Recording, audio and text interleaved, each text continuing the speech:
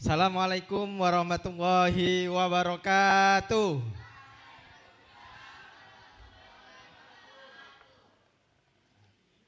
Sudah sarapan semua? Belum, itu masih makan roti.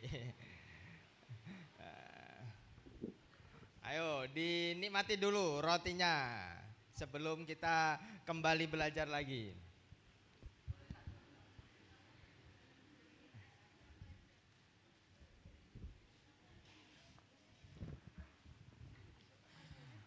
Alhamdulillah pada pagi hari ini kita bisa bertemu dan belajar bersama dalam rangka Posaba, yaitu sebagai orientasi santri baru di pesantren Adikro dan juga sekaligus di sejumlah madrasah Adikro.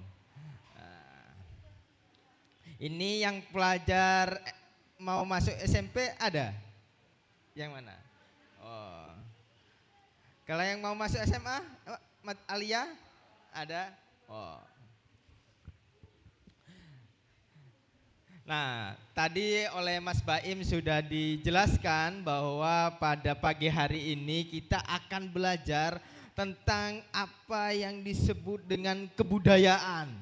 Wow, ini apa itu? Aneh kan ya? Ah? Nggak pernah mendengar sebelumnya kan? Belum pernah belajar sebelumnya.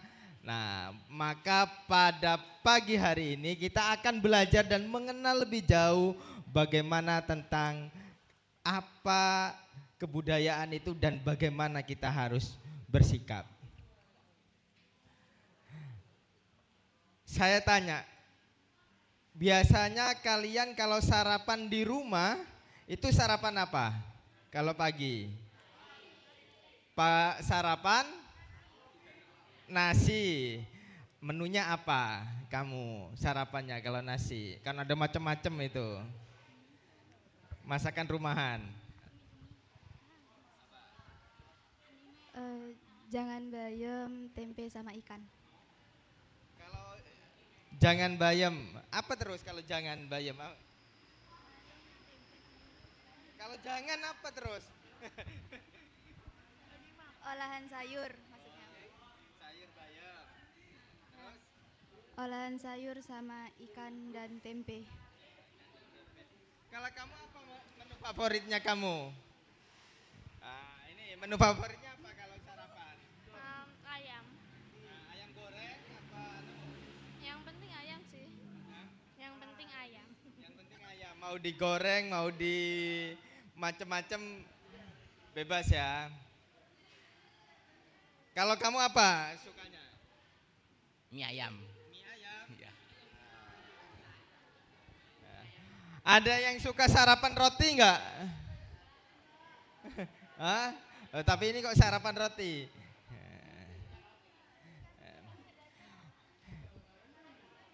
Yang sarapannya selain nasi angkat tangan. Ada nggak yang suka sarapan selain nasi? Mie tadi. Ada lagi? Bakso, sarapan bakso pagi-pagi. Waduh. Kalian tahu nggak apa yang kalian makan itu menunjukkan bagaimana suatu budaya itu dibentuk. Contoh, kalian semua rata-rata suka makan nah nasi. Nasi itu terbuat dari apa? Dari beras. Beras berasal dari padi. Padi itu ditanam di sawah. Di Indonesia ini banyak nggak sawah? Rata-rata menanam padi sehingga kita semuanya makan nasi. Akhirnya kebudayaan kita adalah kebudayaan yang mendasarkan makanan pokoknya pada padi. Ada seseorang yang hari ini sukanya makan roti misalnya.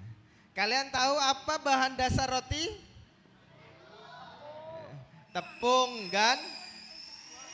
dari tepung gandum. Dari tepung gandum itulah kemudian diolah menjadi roti. Nah, tepung gandum berasal dari apa? Ya dari gandum.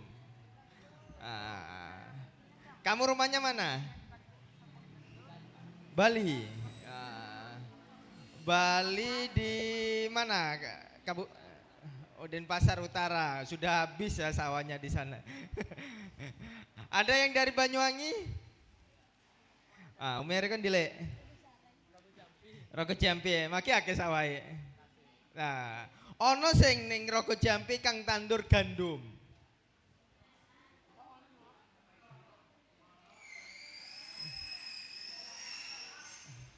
Ada yang dari Banyuwangi? Hah? Dari mana rumahnya? Mana? Kepuro. Oh, atau Kebo. Ya. Akeh sawah kan ning kono. Ono sing kang nandur gandum. Hah? Ning dia ono wong tandur gandum ning Indonesia.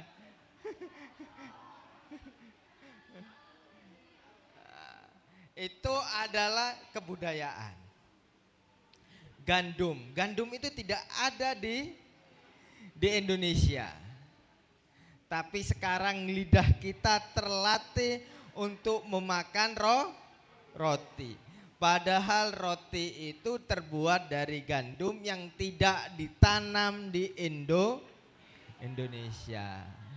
Kalau misalnya kemudian negara kita ini berperang,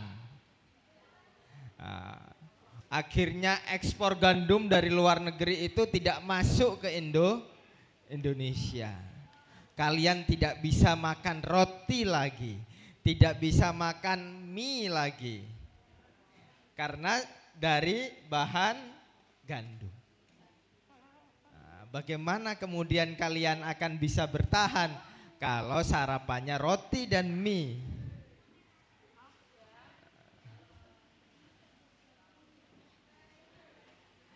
Artinya apa? Kalian akan kelaparan, mau tidak mau harus belajar makan nasi yang ada di Indonesia. Nah, itu adalah satu ilustrasi bagaimana kalian kebudayaan itu mengatur seluruh kehidupan kalian.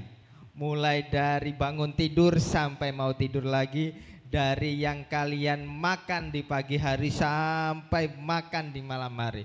Semua itu adalah unsur kebudayaan yang sangat berperan dan berpengaruh penting dalam kehidupan kita. Oleh karena itu, kita semua selaku santri Adikro harus belajar memahami bagaimana proses kebudayaan ini berjalan, sehingga kalian tidak tergerus oleh budaya, tapi justru menjadi agen-agen baru yang akan merevitalisasi sejarah, merevitalisasi kebudayaan itu sehingga sesuai dengan visi misi yang tadi telah kita nyanyikan bersama tadi. Ya, apa tadi namanya yang dinyanyikan sama Mas Baim tadi?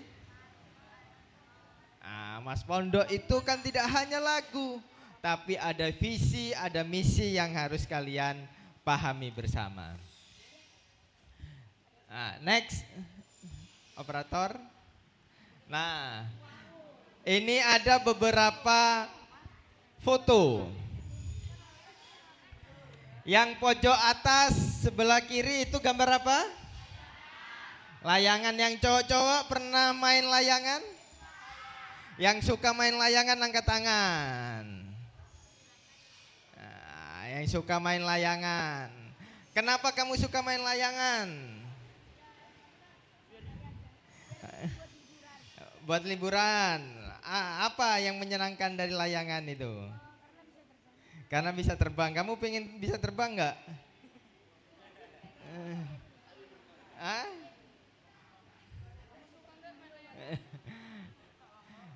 Ada layangan, geser ke kanan. Itu gambar apa? Ada yang bisa menari sini? Bisa menari? Menari apa? menari. Geser ke bawah, ke bawah. Nah, ini apa ini? Ini game online. Siapa yang tidak suka main game online? Semuanya suka main? Suka banget. Kamu suka main apa? Free Fire. Ya. Riko seneng main paran? FF apa?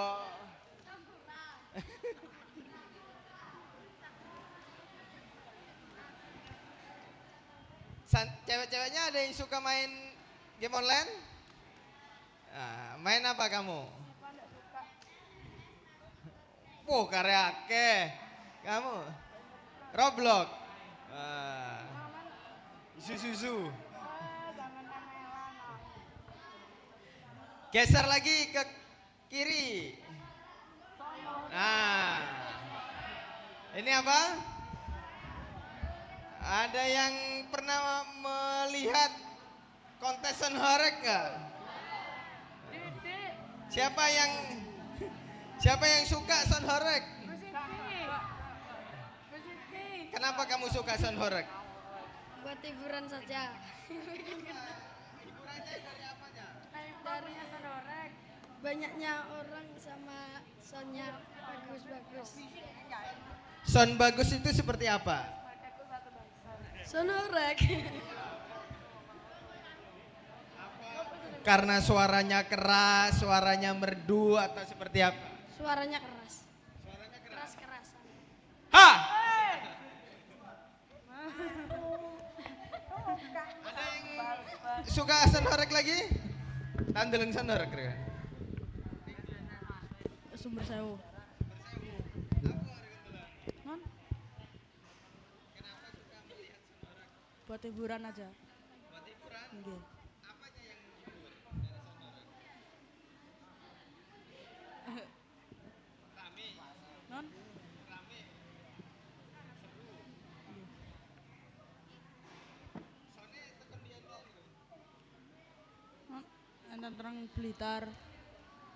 Brewok. Dari Blitar. Sa. Pak Jenggot. Brewok. Brewok. Brewok itu dari mana? Blitar. Blitar. Apa yang paling bagus, Brewo apa Sultan?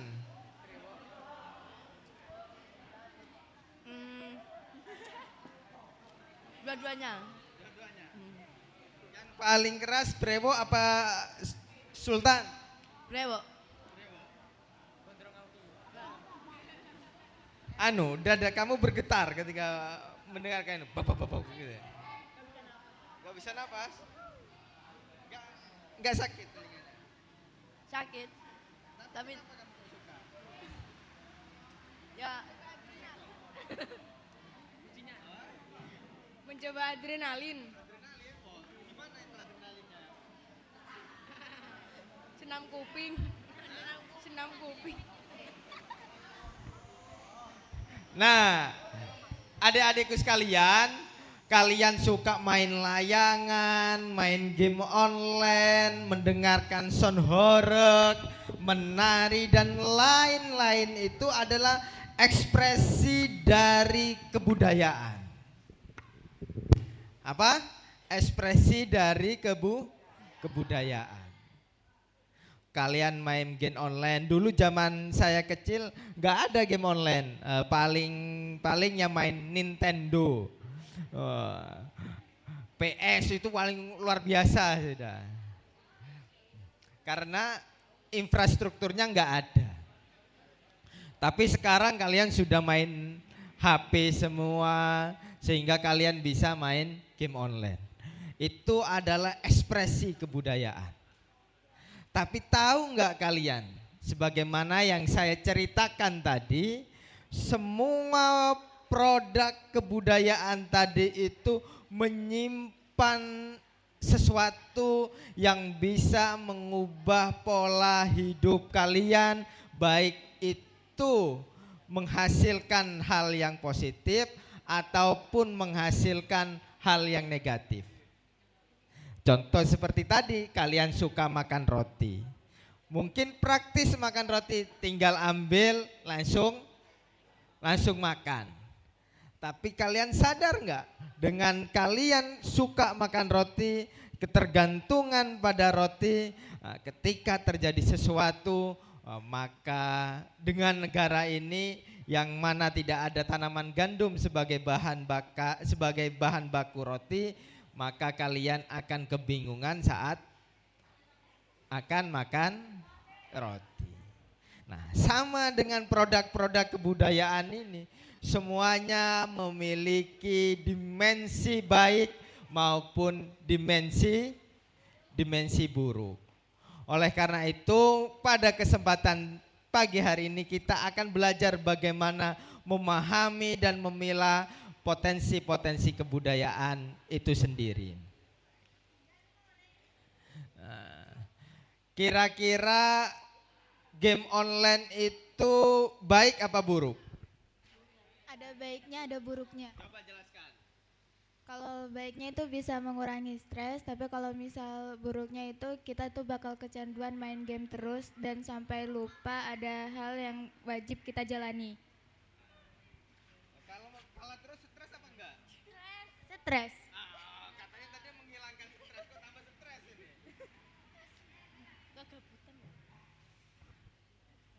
Ayo, kamu jelaskan.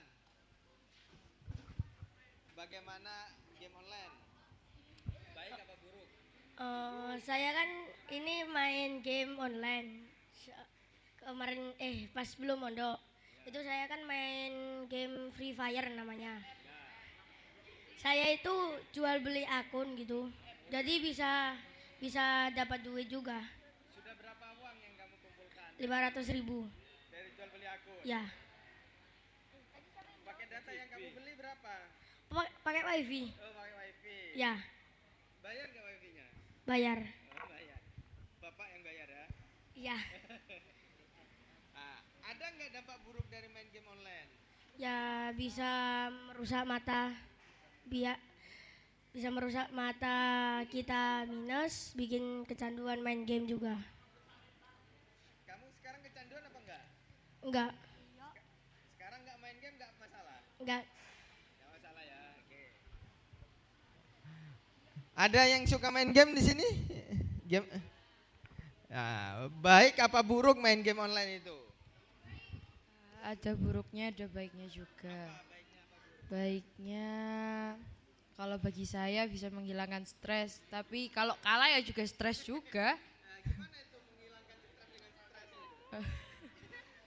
Kalau menang nggak stres, kalau menang happy. Tapi kalau kalah stres juga. Positifnya apa? Negatifnya apa? Negatifnya bisa lupa waktu, bisa malas-malasan gitu.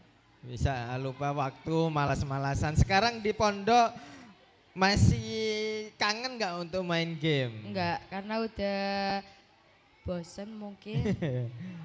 Soalnya Sudah, sudah Pak? dicoba semua game online. Ya, oke, terima kasih. Siapa namanya? Selfie, Dari mana Selfie? Rogo Jambi. Rogo Jambi. Ya. Ada yang bisa memberikan penjelasan lain? Nah. Hal positifnya memberikan kerjasama antara tim rekan dari Mabar, suka mabar kamu kalau main ke Enggak kerja sih. tim nih. enggak sih, enggak pernah. Terus gimana? Tapi kan kerja sama antara tim kan perlu untuk mencapai tujuan bersama juga. Dari sisi positifnya itu kerjasama, dan dari segi negatifnya ada sebuah kecanduan antara game itu, kesenangan. Nah, kalian semua sudah menyadari sebenarnya. Seperti misalnya game online tersebut ada sisi positifnya, ada sisi negatifnya. Tadi bisa bikin kecanduan, bisa bikin lupa waktu, bisa macem-macem. Tapi juga bisa menghasilkan uang, bisa menjadi sarana hiburan, menghilangkan stres, walaupun nanti bisa bikin stres kalau kalah terus, sampai dibanting-banting HP-nya, ya kan? Kalau sudah hampir menang tiba-tiba kalah, itu semua adalah dampak-dampak dari game online. Ini adalah dampak-dampak pula dari kebudayaan. Apa sih kebudayaan itu? Next.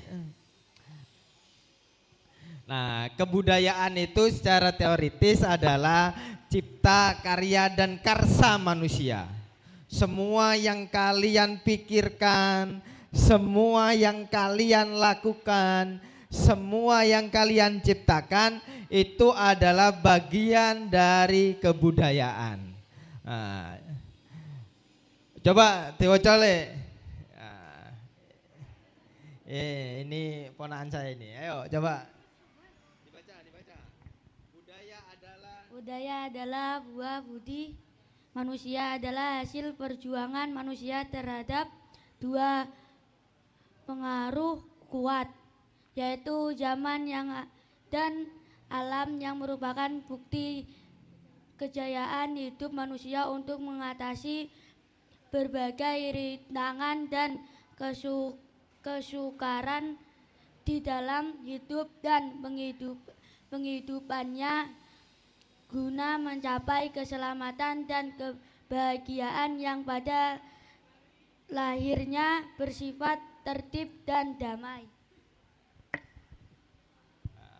Terlalu panjang itu pengertiannya. Nah, saya ceritakan. Dahulu manusia ini hidupnya langsung punya rumah apa tidak? Dulu manusia ini ketika masih purba itu hidupnya nomaden. Pernah mendengar istilah nomaden? Apa itu? Nomaden itu berpindah-pindah. Misalnya Silvi rumahnya di Rokojampi. Oh, di Rokojampi ternyata panenannya sudah habis, pindah lagi ke Banyuwangi. Oh, di Banyuwangi ternyata ada puting beliung, ada bencana alam, pindah lagi ke Kalipuro misalnya, dan seterusnya. Itu pola hidup manusia pada zaman dulu, itu berpindah, apa istilahnya? Nomaden atau berpindah.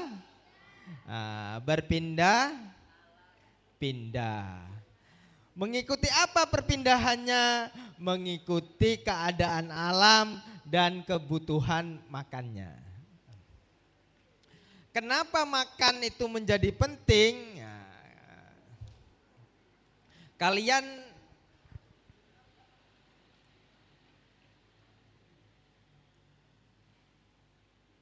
merasa lapar tidak kalau tidak makan seharian? Kalian kuat nggak kalau kira-kira tidak makan 2 hari gitu? Rasa-rasanya nggak kuat ya. Kenapa kita butuh makan? Nah, untuk menghasilkan energi dalam tubuh kita. Manusia kenapa memerlukan energi yang besar? Karena secara biologis manusia ini punya 2 hal yang menyebabkan kebutuhan energinya luar biasa. Yang pertama, ayo dengarkan, dicatat. Yang pertama, kebutuhan energi manusia ini menjadi besar karena manusia memiliki volume otak yang sangat besar dibandingkan dengan makhluk lainnya. Siapa yang di sini tahu simpanse? Monyet besar yang mirip manusia itu? Ya, gorila, simpanse. Itu besar nggak tubuhnya? Tubuhnya besar. Nah, lebih besar simpanse daripada manusia. Itu otaknya kecil sekali. Kalian tahu gajah? Kalian sama gajah besaran mana? Tapi tahu nggak kalau otak gajah itu lebih kecil dibandingkan otak manusia. Nah, otak ini seperti prosesor kalau kita menggunakan laptop atau HP kita. Semakin besar prosesornya, maka semakin besar kebutuhan energi yang harus diserap. Nah, oleh karena itu butuh terus di charger, dicas. Nah, ngecasnya dengan energi, yaitu dengan makanan tadi. Itu satu, karena volume otak manusia itu paling besar dibandingkan volume otak makhluk-makhluk yang lain. Nah, yang kedua, manusia ini satu-satunya makhluk hidup yang bisa berdiri tegak. Satu-satunya makhluk hidup yang bisa berdiri tegak. Ayo coba sebutkan sudah, makhluk hidup apa yang bisa berdiri tegak seperti manusia?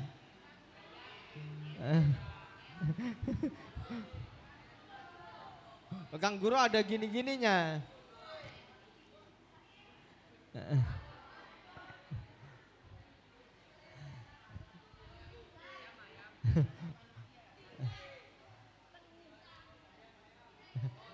Merayap, cicak di dindingnya. Nah, karena berdiri tegak seperti ini, itu membutuhkan keseimbangan. Untuk menjaga keseimbangan itu membutuhkan energi. Jadi dua hal inilah secara biologis manusia membutuhkan energi yang luar biasa, yaitu untuk mensuplai otak kita dan untuk menjaga keseimbangan tubuh kita. Lantas bagaimana manusia memenuhi energi tersebut? Dengan makan.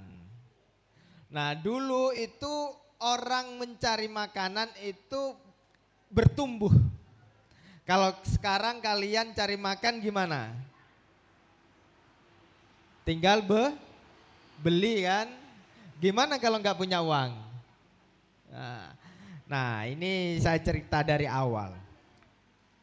Dahulu kala manusia itu belum mengenal uang, belum mengenal hak milik dan lain sebagainya. Maka untuk memenuhi kebutuhan energinya mereka berburu. Mencari hewan, ditombak, kemudian dimakan untuk memenuhi energinya, untuk makan. Kemudian mereka mencari buah-buahan, datang ke hutan, dari hutan di sini pindah hutan ke sana dan seterusnya. Mereka kemudian memetik buah-buahan tersebut untuk makanan. Dari sana kemudian mereka mulai berpikir, manusia mulai berpikir, kalau saya harus berburu untuk setiap makan, maka saya bingung. Maka mulailah dikumpulkan makanan-makanan itu. Namanya meramu. Pertama tadi apa? Manusia berburu untuk memenuhi makanannya. Seiring berkembangnya zaman, manusia mulai berubah, yaitu meramu. Apa meramu itu? Makanannya dikumpulkan dan disimpan untuk dimakan sewaktu-waktu. Mereka kemudian datang ke satu tempat, dipanen semua buah-buahannya, dibawa pulang, dimakan untuk hari ini, hari esok dan seterusnya. Habis cari lagi. Nah, setelah proses meramu ini manusia semakin berkembang. Harus pindah-pindah kan, mencari bahan makanan itu. Kemudian mereka mulai berinovasi dengan menanam. Nah, dengan menanam. Ini tahap ketiga manusia memenuhi energinya. Mulai menanam. Oh, padi itu begini toh, akhirnya ditanam, dipelajari cara tumbuhnya padi, kemudian ditanam. Oh, buah apel itu bisa ditanam dan ditumbuh kembangkan, akhirnya mereka menanam apel. Oh, buah kelapa itu bisa ditanam dan dikembangkan, mereka menanam dan sewaktu-waktu bisa memanen kelapa, apel dan sejenisnya. Nah, dari sana kebudayaan manusia mulai tumbuh. Dari kebudayaan menanam itu kemudian manusia mengenal yang namanya hak milik. Oh, ini adalah tanaman saya. Kalau sebelumnya itu nggak mengenal hak milik. Apapun yang tumbuh dari Tuhan itu yang milik semua. Nah, kan tetapi setelah menanam, oh ini tanahnya saya, oh ini tanaman saya, akhirnya mengenal hak milik. Itu satu. Yang kedua, ini mulai mengenal rekayasa genetik. Apa? Rekayasa genetik. Dari tradisi menanam ini ada dua hal yang mengikutinya.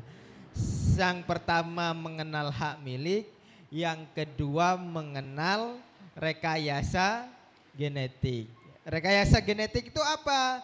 Nah, rekayasa genetik itu dari yang awalnya tumbuhan itu tumbuh dengan sendirinya dari bibit yang jatuh dari buahnya mulai berganti.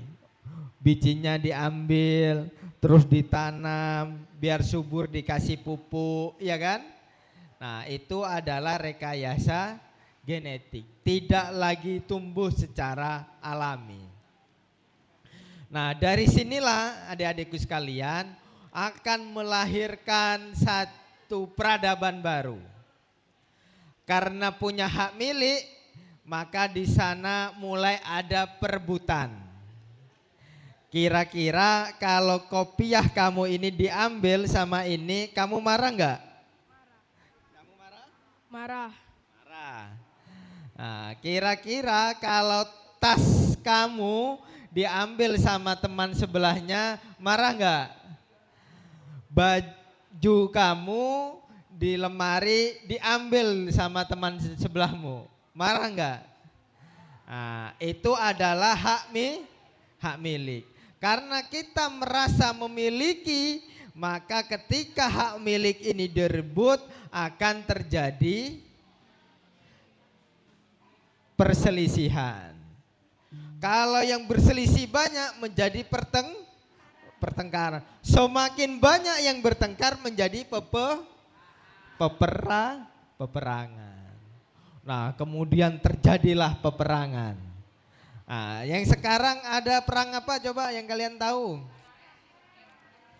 Israel dan Iran itu rebutan apa? Rebutan kekuasaan. Gunanya apa kekuasaan itu? Untuk menjamin keamanannya. Kenapa keamanan itu perlu dijamin? Agar bisa tumbuh berkembang dengan baik. Nah, kenapa tumbuh berkembang dengan baik ini penting? Nah, karena untuk kemaslahatan. Apa yang di sana yang diperlukan? Ya bisa makan, bisa sekolah seperti kalian ini, bisa hidup berumah tangga, berkembang biak dan seterusnya. Itu semuanya membutuhkan energi. Oleh karena itu terjadi peperangan. Itu berasal dari tradisi manusia menanam. Nah, hari ini kalian semua tumbuh dari lokus itu. Bagaimana sekarang terjadi perebutan tersebut. Kalian semua tumbuh dalam kebudayaan yang berupaya untuk merebut semuanya. Dan kita berupaya untuk sama-sama melahirkan kebaikan di dunia ini. Ya. Semuanya itu berasal dari itu, rebutan-rebutan tadi itu.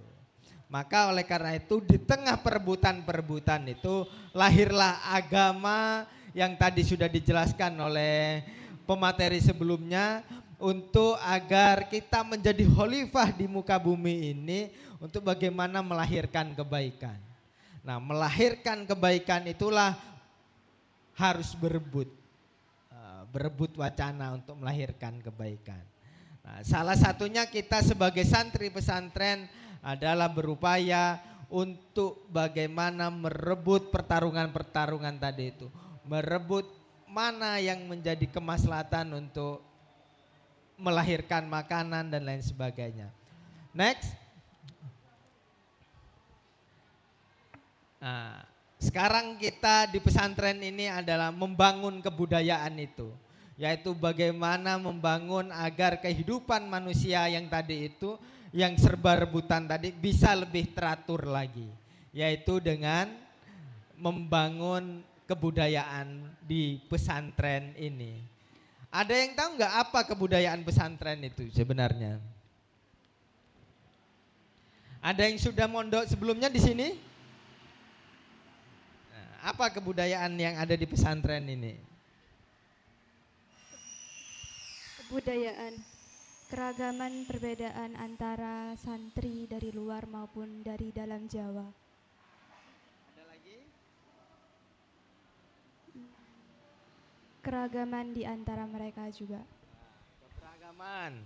Ada lagi apa yang sudah mondok di sini ada? Agam yang mana Agam? Apa Gam? Yang ada di pesantren ini macam-macam. Cara belajar. Cara belajar. Gimana kamu menjelaskannya? Ada yang belajar dengan menghafal, menulis, mencatat kayak gitu. Ada yang punya pengalaman lain?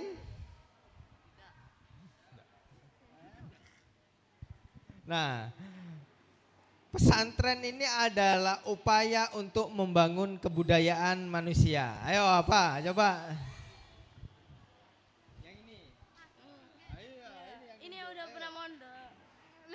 Ayo apa? Siapa namanya nih? Zahra. Apa Jara? Apa? Apa, Pak? Kebudayaan pesantren itu apa Jara?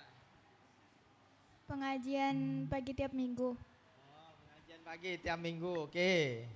Nah, semua kehidupan pesantren ini adalah bagian dari budaya. Contoh misalnya, budaya di pesantren dalam sisi pakaian. Nah, kalian menggunakan pakaian ini, pakaian khas pesantren apa tidak? Pesantren Adikro misalnya. Nah, kemauan sendiri apa diatur sama pengurus? Harus pakai baju gamis warna putih, kerudungnya hitam. Diatur apa enggak? Kalian boleh enggak menggunakan pakaian selain ini pada pagi hari ini? Cowoknya juga diatur enggak pakaiannya? Pakai baju putih, pakai sarung. Ya, itu adalah bagian dari ekspresi kebudayaan tadi itu. Nah, ekspresi kebudayaan pesantren ini sebenarnya adalah bagian untuk membangun kebudayaan itu sendiri. Tapi bukan soal ini yang ingin saya sampaikan. Bukan soal kalian harus memakai apa.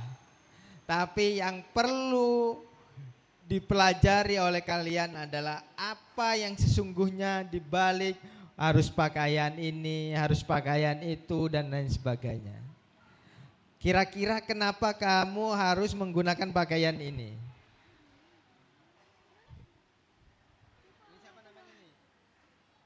Mail. Mail. Kenapa kamu harus menggunakan pakaian ini, Mail? Agar seragam sama teman-teman dan mematuhi aturannya. Agar seragam. Kenapa kau harus seragam? Agar tertata rapi. Oke. Ada alasan lain? Berjalannya acara dengan baik. Jalannya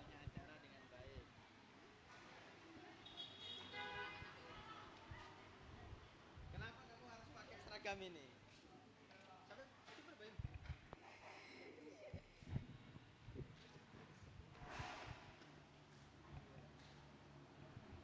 Agar bagus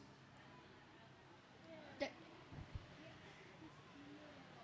dan bisa membentuk estetika juga.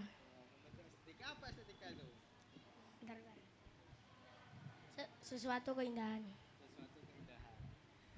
Nah, sebenarnya kalian menggunakan seragam yang seperti ini sebagai bentuk ekspresi kebudayaan di pesantren itu ada landasannya. Nggak sekedar memakai baju ini, nggak sekedar memakai baju. Yang pertama, kriterianya harus menutup aurat, ya kan? Bagi laki-laki maupun perempuan harus menutup aurat. Harus ada sisi keindahannya, karena Allah itu menyukai keindahan. Nah, bagaimana kita mengetahui hal tersebut? Lanjut. Nah, yaitu dari mengaji. Lanjut. Nah, ini sejatinya, yaitu mengaji sebagai kebudayaan pesantren. Jadi kalian memakai seragam ini esensinya adalah mengekspresikan dari ilmu-ilmu yang dipelajari atau dikaji di pesantren.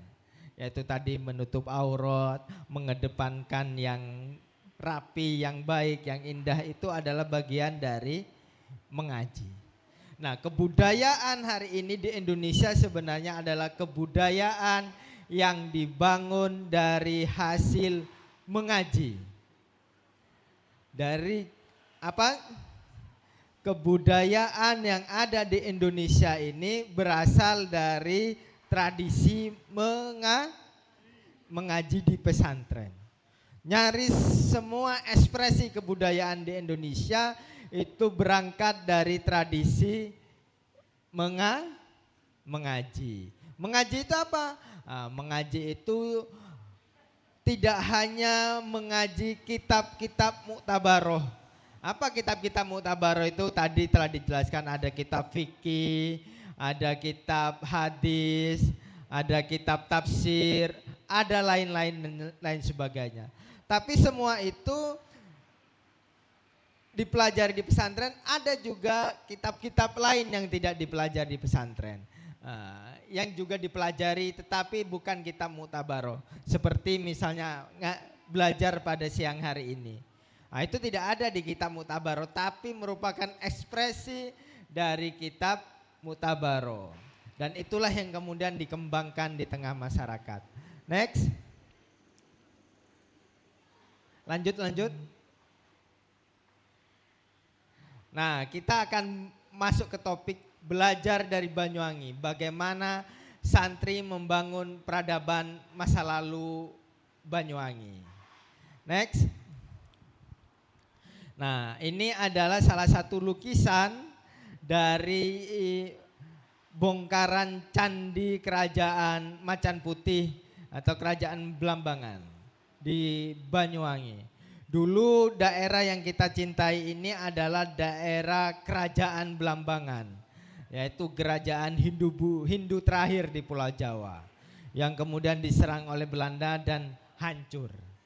Nah, oleh karena itu kita akan belajar bagaimana kemudian para santri-santri di Banyuwangi membangun peradaban di Banyuwangi ini pasca runtuhnya kerajaan Blambangan itu, yang merupakan kerajaan Hindu. Next. Nah, ini adalah satu manuskrip yang menceritakan tentang Islam masuk ke Banyuwangi yang disebarkan oleh seorang yang bernama Syekh Maulana Ishak. Syekh Maulana Ishak itu datang ke Banyuwangi dan menikahi seorang putri raja yang bernama Dewi Sekardadu.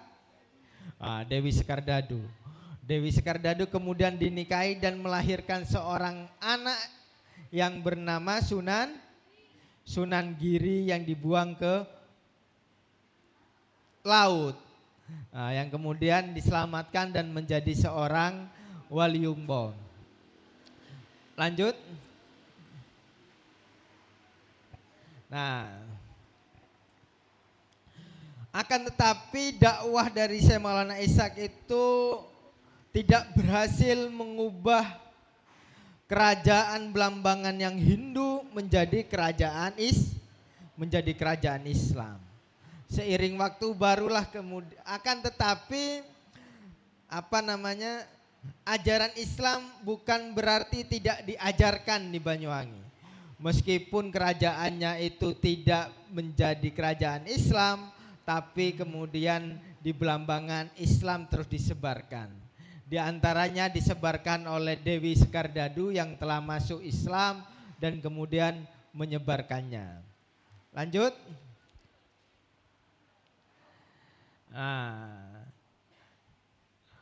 Bagaimana Islam disebarkan di Banyuwangi? Nah, Islam disebarkan di Banyuwangi ini dengan memahami kebudayaan yang ada di Banyuwangi. Salah satu kebudayaan yang ada di Banyuwangi adalah cerita. Kalian pernah dengar cerita Putri Sri Tanjung? Ada yang bisa bercerita? Cerita rungur kok. Yang tahu. Siapa yang pernah mendengar cerita Putri Sri Tanjung? Ada yang pernah mendengar? Nah, Putri Sri Tanjung itu adalah seorang putri yang kemudian ditinggal berperang sama suaminya dan digoda oleh raja. Tapi kemudian Sri Tanjung tersebut tetap setia pada suaminya. Ketika sang suami pulang, difitnahlah Sri Tanjung. Oh, Sri Tanjung itu sudah selingkuh. Nah, akhirnya sang suami murka, marah. Mau dibunuhlah Sri Tanjung ini. Ketika akan dibunuh, Sri Tanjung berkata kepada suaminya, jika aku benar-benar selingkuh, maka darah yang keluar dari tubuhku akan berbau busuk. Tapi ketika saya jujur menjadi istri yang setia, maka darah yang keluar dari tubuhku akan mengeluarkan bau yang aroma yang harum, aroma yang wangi. Maka setelah bersumpah demikian, Sri Tanjung langsung dibunuh oleh suaminya. Darahnya terjatuh ke sungai yang mengalir, maka sungai tersebut mengeluarkan bau yang harum. Akhirnya apa?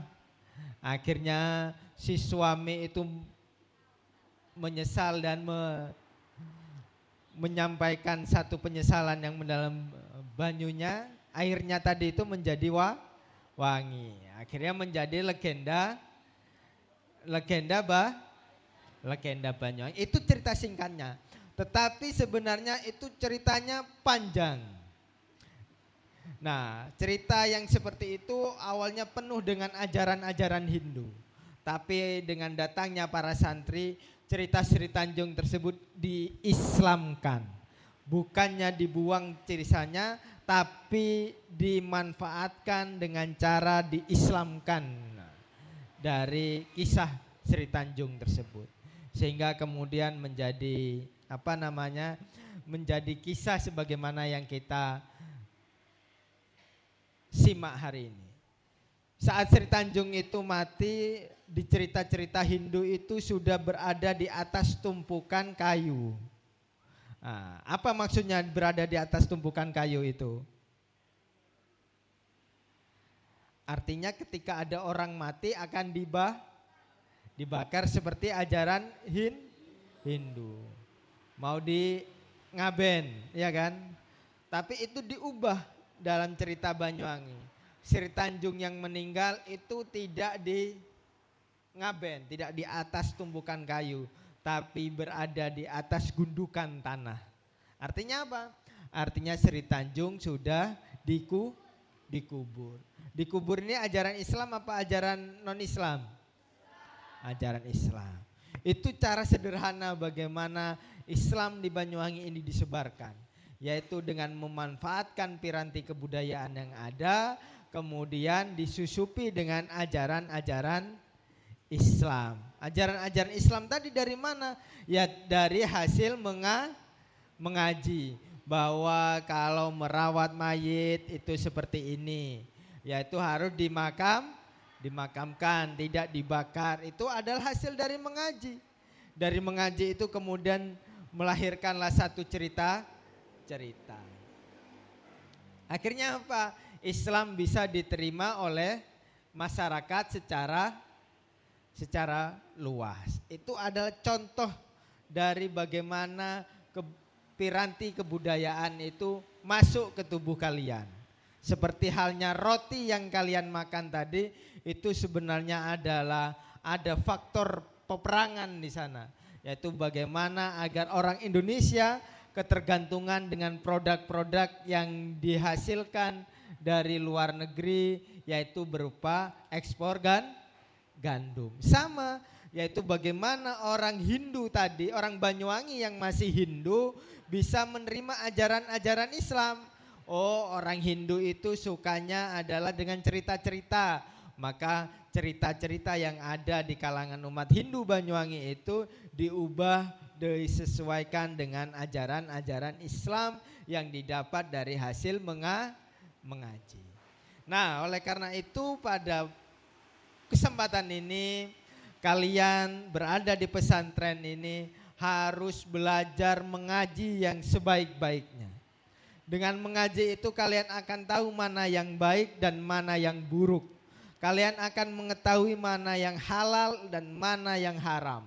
Kalian akan mengetahui mana yang maslahah, yang melahirkan kebaikan-kebaikan maupun hal yang melahirkan kemafsadatan, yaitu kerusakan-kerusakan. Kalian boleh nanti sepulang dari pesantren suka main game online. Kalian suka bermain sound misalnya, tetapi bagaimana bermain game online yang melahirkan kemaslahatan, bukan game online yang melahirkan kerusakan. Kalian akan bisa main sound misalnya, tapi main sound yang bisa melahirkan kebaikan, bukan melahirkan sound yang melahirkan kemaksiatan misalnya. Kalian boleh menari yang bisa memberikan sesuatu yang bermanfaat, tapi bukan tarian erotis yang justru melahirkan syahwat dan perzinahan misalnya. Kalian boleh melakukan apa saja, tapi harus berlandasan kemaslahatan dan kebaikan sebagaimana dari hasil mengaji kalian tadi itu. Jadi peradaban pesantren adalah peradaban mengaji. Dengan mengaji itulah kita akan mewarnai berbagai instrumen kehidupan saat ini. Oleh karena itu yang saya tekankan, yaitu dengan mengaji kalian nanti akan bisa mengisi kebudayaan ini dengan berbagai bentuknya. Hari ini di pesantren Adikro kalian sedang mempersiapkan untuk menjadi agen-agen kebudayaan yang terbaik, yaitu dengan menjadi seorang pembelajar yang baik, dan nanti ilmu-ilmu yang kalian serap pada pesantren ini akan menjadi ilmu yang berguna untuk membangun peradaban kebudayaan Indonesia yang lebih baik lagi. Saya kira demikian untuk pengantarnya. Mungkin ada 1-2 hal yang ingin ditanyakan atau nanti saya yang tanya. Terima kasih, Cabaim.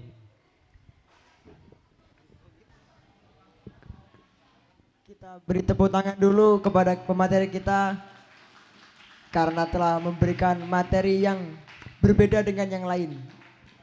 Kemudian kita masuk sesi tanya jawab karena kita memiliki keterbatasan waktu, hanya 2 pertanyaan saja. Maksimalkan 1 pertanyaan dari laki-laki, 1 pertanyaan dari perempuan. Yang ditanyakan silakan angkat tangan. Tidak ada? Oke, silakan panitia beri mic-nya.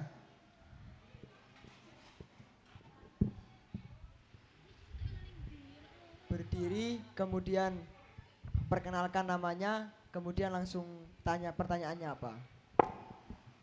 Assalamualaikum warahmatullahi wabarakatuh. Perkenalkan, nama saya Wafi. Saya akan menanyakan manfaat budaya. Manfaat budaya. Iya. Oke, terima kasih. Pertanyaan kedua dari perempuan, angkat tangan. Yang perempuan, oke itu panitia silahkan. Tiba banget kaget.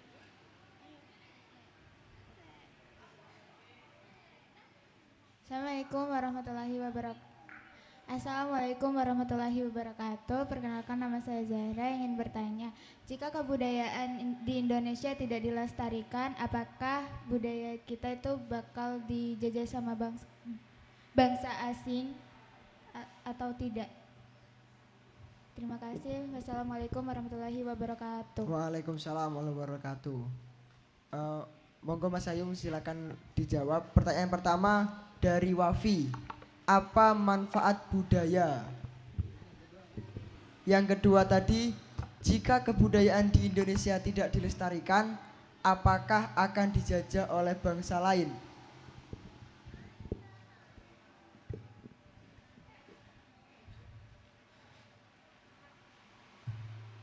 Wafi tadi bertanya, apa manfaat kebudayaan?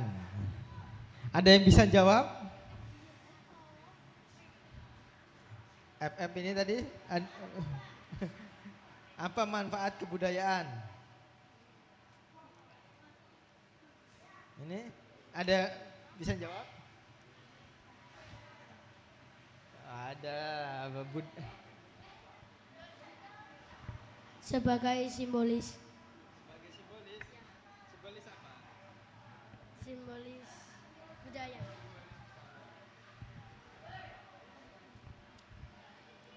Apa manfaat kebudayaan, Nafi? Iya kan? Nah, manfaat dari kebudayaan adalah bagaimana mengatur kehidupan manusia.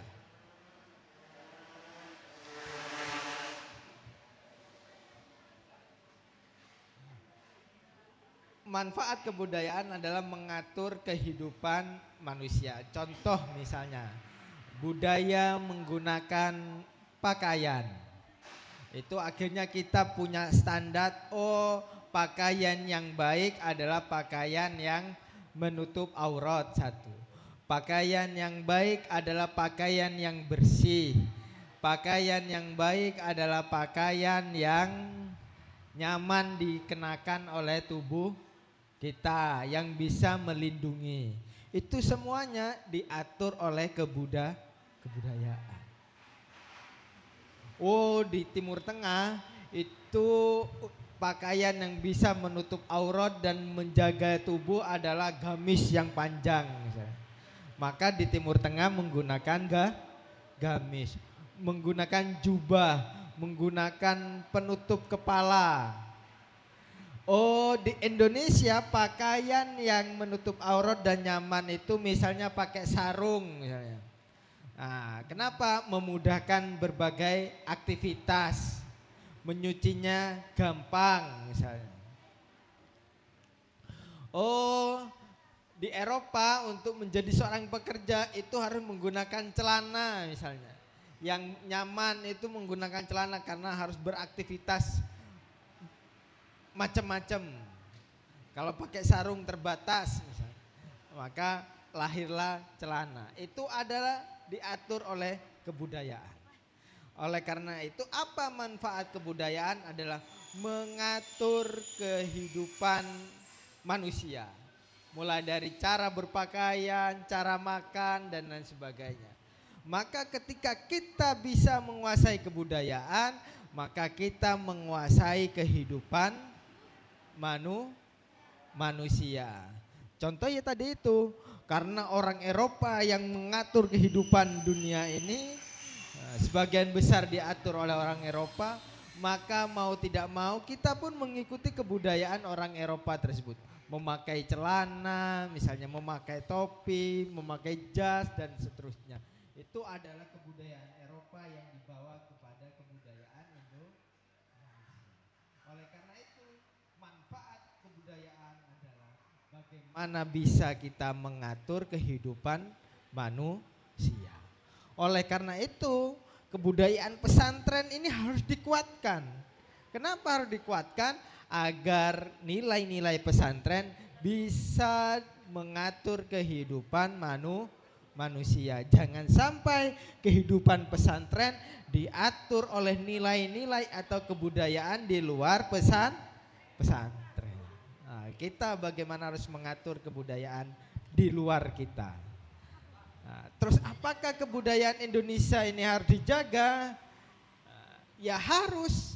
Kita menjaga kebudayaan Indonesia. Kenapa kebudayaan Indonesia harus dijaga? Karena kebudayaan Indonesia pada dasarnya adalah kebudayaan yang dibangun oleh para penyebar Islam di Indonesia. Para pendiri-pendiri pesantren tersebut. Contoh misalnya menggunakan batik, sarung, batik. Itu kan tradisi Indonesia. Tradisi batik itu bukan sekedar tradisi fashion, tapi juga memiliki makna-makna simbolik. Ini Dino siapa namanya? Dino. Nah, seperti Dino katakan itu punya makna simbolis tadi kebudayaan tersebut. Kenapa kita menggunakan batik misalnya? Oh, ternyata batik itu punya filosofi. Oh, filosofinya apa? Gajah uling untuk mengingatkan kepada yang maha besar. Siapa yang maha besar? Yang maha besar adalah Allah Subhanahu wa ta'ala. Itu ada nilai-nilai filosofisnya, ada nilai-nilai kebudayaannya. Dan nyaris seluruh kebudayaan di Indonesia ini punya nilai-nilai kepesantrenan yang tadi telah diterangkan. Dari hasil mengaji itu, baik yang disampaikan secara langsung maupun diserap saripatinya dan kemudian diubah menjadi sesuatu yang baru. Itu adalah keharusan bagi kita untuk menjaga tradisi-tradisi di Indonesia. Karena itu adalah merupakan bagian dari istihad atau upaya-upaya ulama-ulama pesantren untuk membangun peradaban Indonesia. Kalau peradabannya diganti misalnya tari-tariannya diganti tari-tariannya K-pop misalnya. Ada yang suka K-pop di sini? Army apa enggak kamu? Army apa bukan? Bukan. Apa? Nah, itu ya maka hilang sudah tata nilai yang dibentuk oleh ulama-ulama yang mengajarkan itu. Oleh karena itu, mari kita nyantri di sini memperkuat ilmu mengaji kita sehingga kita bisa melahirkan kebudayaan dan melestarikan kebudayaan Indonesia yang menghasilkan kemaslahatan bagi kehidupan berbangsa ini. Terima kasih. Terima kasih. Apa sudah terisi ilmu-ilmunya? Sudah? Oke. Closing statement dari saya, mungkin kebudayaan itu bisa dibentuk melalui 3 hal. Yang pertama adalah keadaan. Karena keadaan, contohnya keadaan itu bagaimana? Di Madura, sawah itu kebanyakan ditanami jagung. Karena pH airnya tidak cocok kalau tanami padi. Maka karena keadaan seperti itu, menjadi budaya orang Madura mengkonsumsi jagung sebagai makanan pokok. Yang kedua karena ikut-ikutan.